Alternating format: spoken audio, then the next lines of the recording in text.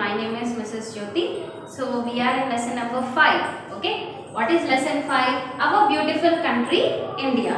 So about our beautiful country we have learned a little part. So be ready with your term book. Your term book should be ready, your pencil should be ready, and open page number 312. So in the last part I have given you as a homework of 311th page warm up I have given. So hope you all have done it. Simply you can write woolen clothes over there. Okay. And we have discussed about the different landforms of India, and we have discussed about the map which is there in page number 312. Okay, the complete India map is given in different colors. Okay, so what is that color referred to? We have learned about that. And I already told you that India has different landforms, and about those landforms we are going to learn today. Okay, so here we have the map, and about the landforms we are going to learn. Now here you can see the different landforms. One is mountains.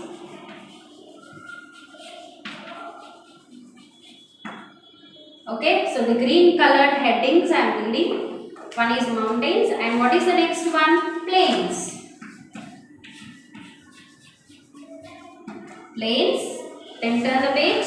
You can see plateaus.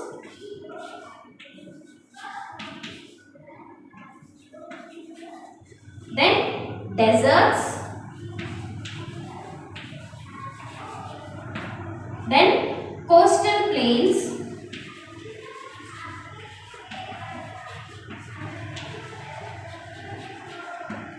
And then the last one is islands.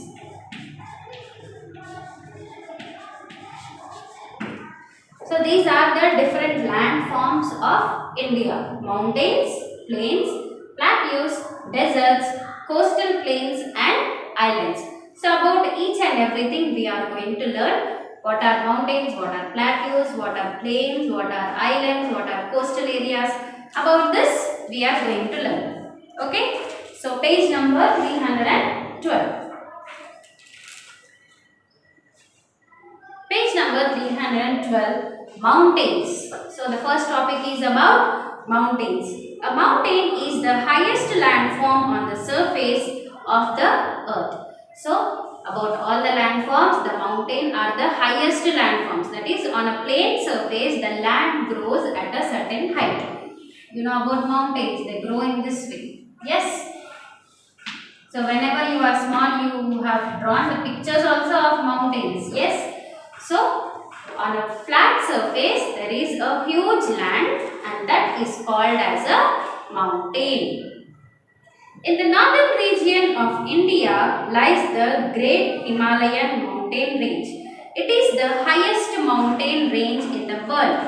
The peaks of the most of the Himalayan mountains remain covered with snow throughout the year. So, most of the Himalayas mountains we can see towards the northern side.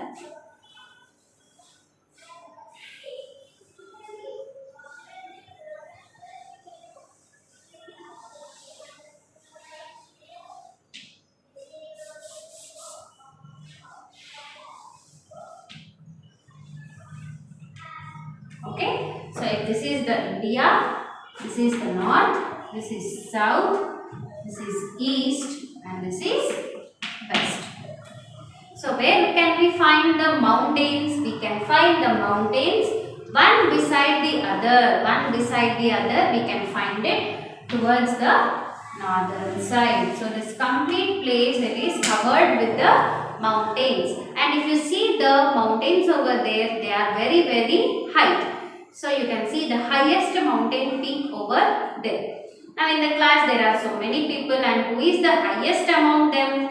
The person who stands at the last. You remember his or her name. Yes. So in the same way there are little shorter mountains and there are little higher mountains also. Okay. So towards the northern side we can see the highest mountains, which are about 8 kilometers height. 8 to 10 kilometers height it will be. Okay. So those kind of mountains we can see towards the northern side.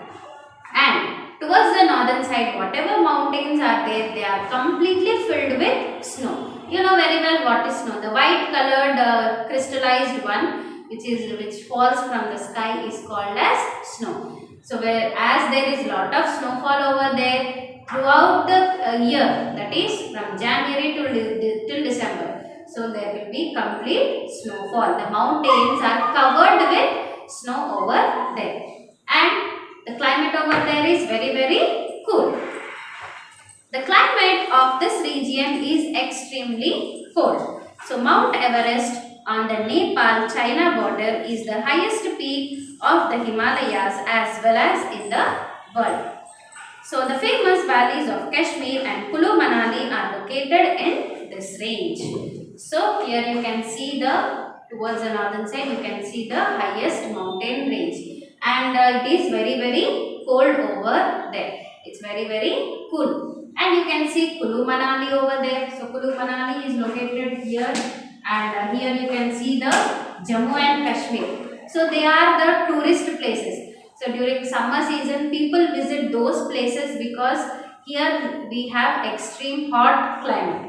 But there it is little moderate climate and it will be little cool. So during summer season people visit there for recreation.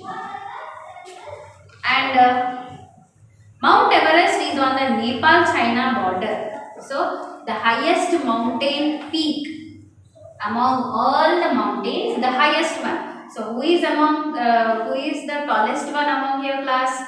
There is a particular person. Now among all the highest mountains over there, there is one which is very highest, and it is the Mount Everest. Its height is about 8.2 kilometers. 8.2 kilometers. So that is present in this area. So that Mount Everest is present in the Nepal-China border. So Nepal is present here and China is present here. So where the place they meet, that is called as the border. Okay, so in that place we have the Mount Everest. Many rivers such as the Ganga, Yamuna, Satluj and Brahmaputra originate in the Himalayas. These rivers flow throughout the years as they are formed by melting snow of the Himalayas. So we know about different rivers like Ganga, Yamuna, Brahmaputra, Satluj, River Krishna and all. Yes, so from where do this water comes from? All the water comes from the mountainous places here. Okay, so as I already told you, these mountains are covered with snow. So whenever there is sun's heat, what happens? The snow is going to melt and it changes into water. So when you put an ice cube in your hand and you just come out, what happens? After some time the ice is going to melt and it changes into water. Yes? Now in the same way here, whatever ice is there, whatever snow is there, that snow is going to melt and it's going to change into water, and that water it flows as rivers. So they flow from north side to the southern side. In this way they are going to flow. Okay, so all these rivers they originate. Originate is nothing but the starting point. So where do they start? They start from the northern side and they come to the southern side and different parts of the India. And after that, after reaching here, we use that water for drinking, for irrigation. Irrigation is nothing but for the crops. Yes, for crops we are going to use and all. Then the extra water, whatever is there, it goes and mixes with the ocean. It goes and mixes with the ocean. Okay, this is all water, right? Remember, this is all water. So it goes and mixes with the water, extra water, whatever we are not utilizing, that water is going to mix with the ocean. Okay, so this is about the northern mountains. Then you can see here the word, now I know box, the word Himalaya means adobe of snow.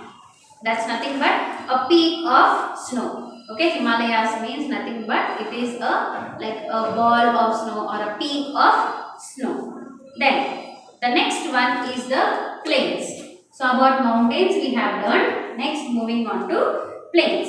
Plains are the areas of flat and level land. Like how we are there here, we are living on the plains. So plain is a place where it is completely leveled.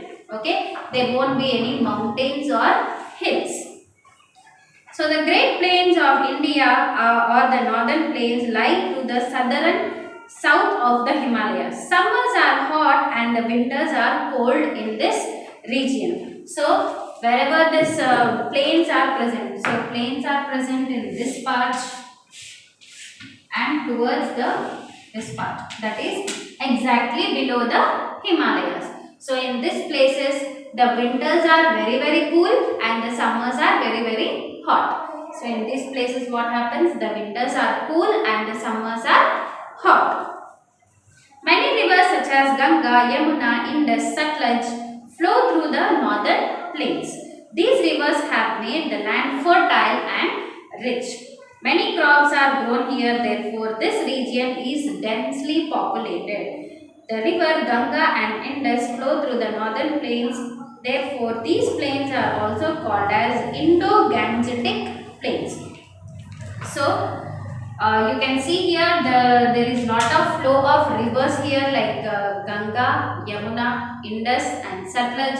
So whenever there is a flow of river, so where do most of the people live? Where there are all kind of facilities. Mostly they search only for the water, whether water facility is available or not. So as there are so many rivers flowing from here, most of the people are located in these places.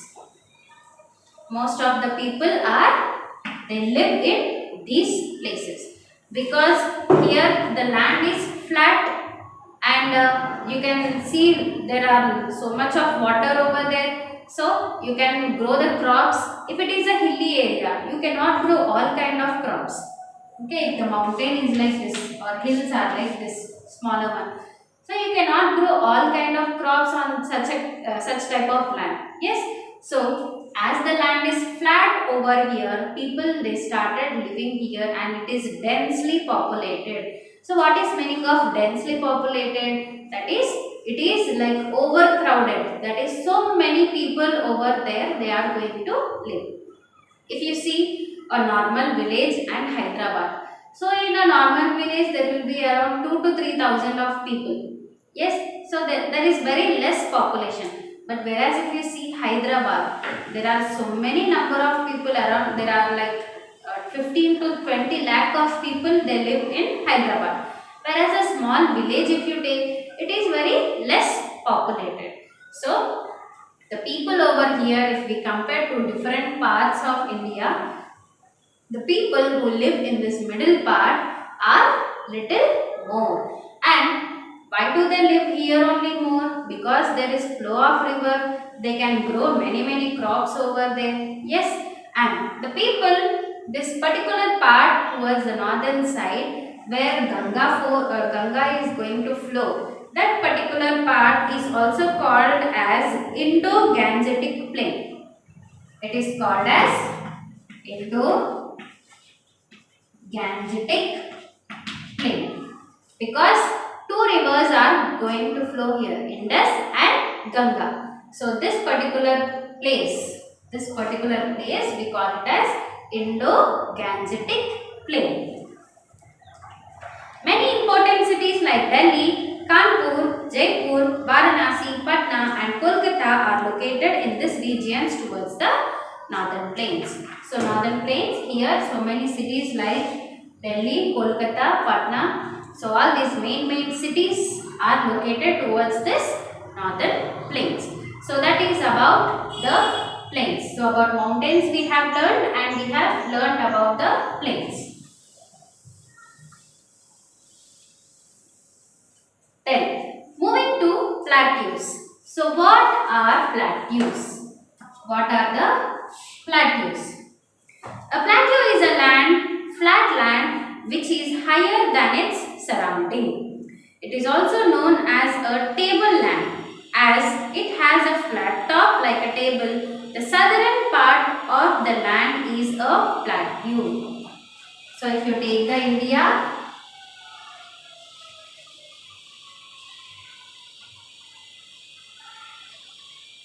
If you see the India map, so a plateau. Plateau is a place which is flat, same like plain, but it is little higher in position. Okay. Now if you see the benches which you sit in the school, there is a seater and there is a writer. Now what is the difference between seater and writer? Both are flat. Yes. In a seater, the seater is little down, and whereas the writer, that is the bench where you put your books and you are going to write, that particular part is little height. Yes. So in the same way, plains and plateaus both are flat, but plains are little low in height and plateaus are little height. Okay, they are little above in the height. So where we can see the plateaus? The southern part. So this part is the plateau. So this part is plateau. That is, towards this side you can see little higher place.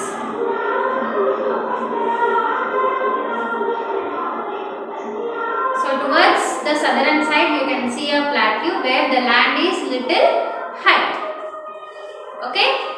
So the southern part of India is a plateau. It is known as the Deccan Plateau and it is triangular in shape. So we also call this particular part as the Deccan Plateau. We also call it as Deccan Plateau. And you can see it is in which shape? It is in triangular shape. I have drawn here, right? So it is in triangular shape, same like samosa. Yes. So this is in the triangular shape and this southern part is a plateau and we also call it as Deccan Plateau. We also call it as Deccan Plateau. Then most of the land in this area is uneven and rocky. The soil is not very fertile but this region is rich in minerals.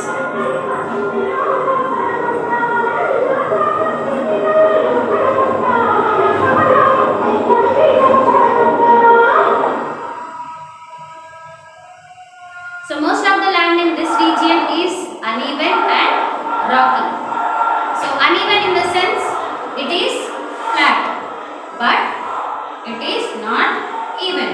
Like how we have lines here, like a road will be there where a CC road, that is cement road, and a tar road, and we have normal roads also where it is not completely covered with cement and all.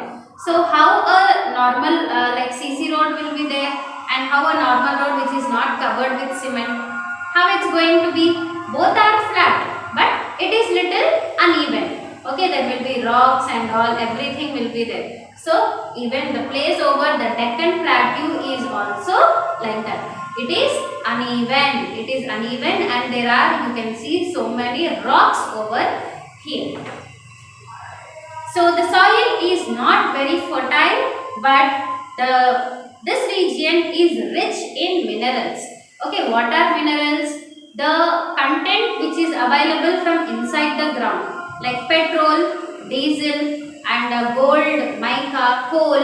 So all these we call it as minerals. So we get all these things by digging the earth. Yes. So this southern part is very rich in minerals.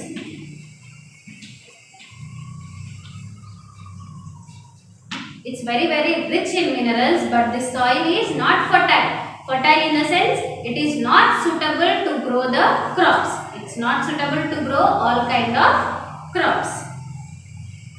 So many rivers such as Mahanadi, Godavari, Krishna and Kaveri originate here. So what rivers originate here? Mahanadi, then Godavari, Krishna and Kaveri, they are going to originate from the southern side.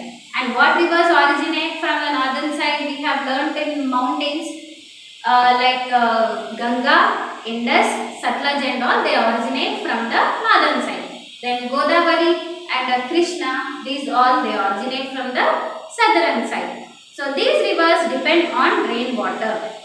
These rivers, they depend on the rainwater. So whereas the rivers which are flowing from the hilly areas, they are dependent on the mountains and snow over there. But these the rivers which are originating from here, they depend on the like rainfall.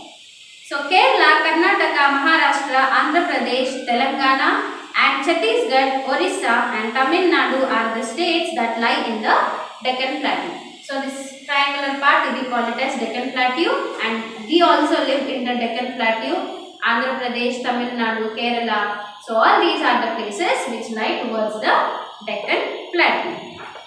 Okay. So your homework is,